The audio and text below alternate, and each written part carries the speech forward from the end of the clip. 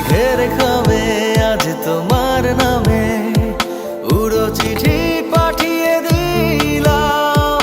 পড়ে নিও তুমি, মিলিয়ে নিও, খুব যতনে তা লিখেছিলাম।